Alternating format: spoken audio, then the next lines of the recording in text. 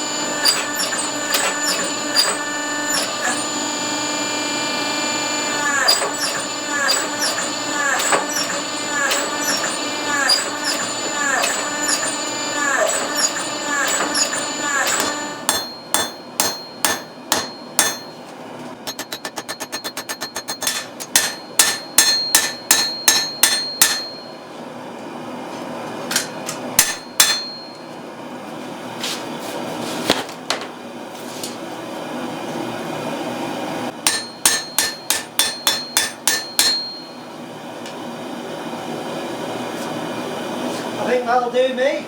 I'm not going to grind I'm not going to forge the bevels in, because I want to grind into the steel to see what's there.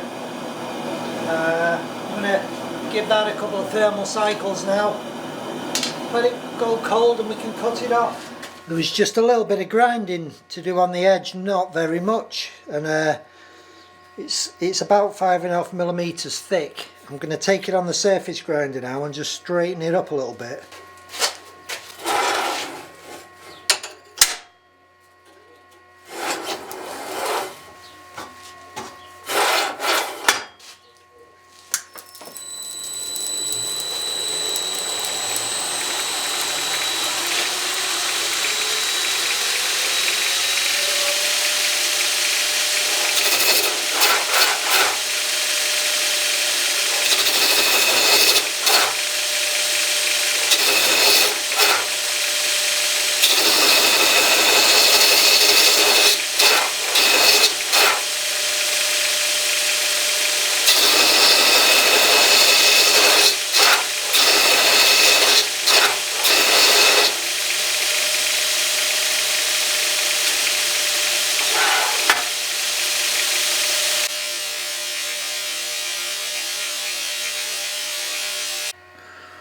I'm just going to etch that to see if there's any of that mild left on the surface, but I don't think there will be now. That side ain't too bad. That side's pretty plain though. So I'm going to put that on that side back on the surface grinder, just take a little bit more off it and just see if we can get into some decent pattern. It is there, I think, on the edge, so will probably come out in the grind anyway, but it's 5.5 mil thick at the moment, so it can stand to eat a bit more thickness taken off it. I'm going to put it on Herbert now, and we'll see how good a finish the surface grinder makes.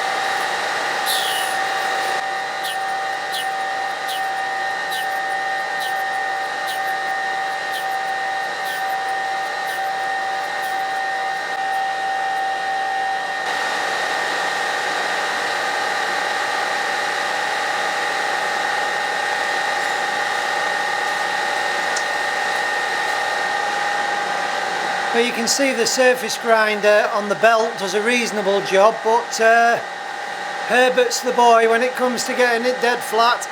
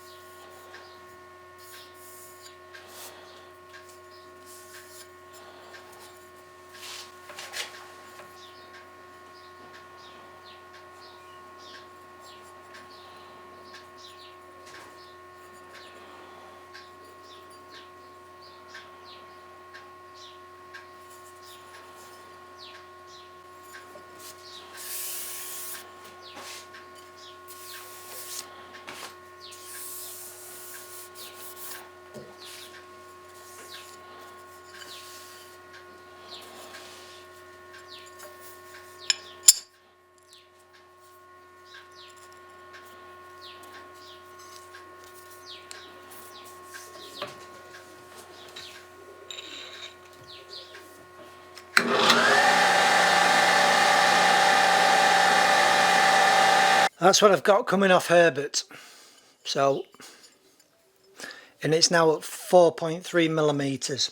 So all I need to do now currently is just finish off this profiling on the grinder, get it cleaned up, drill the handle holes. There's a little bit there, a little bit there. That will be taken off after heat treating.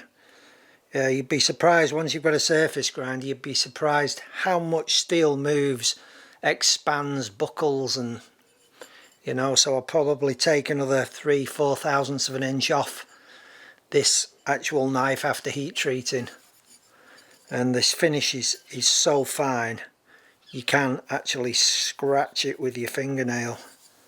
The finish is so fine on it. You can see that or not. Right.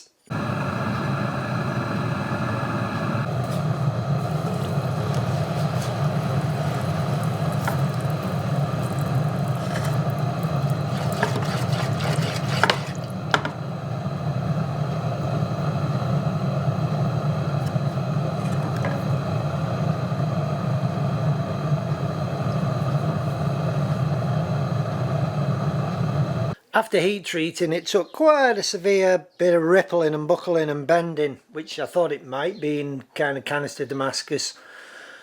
So we'd had to go under the surface grinder again. That done. I've ground the levels in, sanded it. I'm going to etch it. Let's have a look. Let's see what it looks like. So my plan with the remaining bit of bar, which is a little over 5 millimeters thick, is to cut it in half. Cut it in half,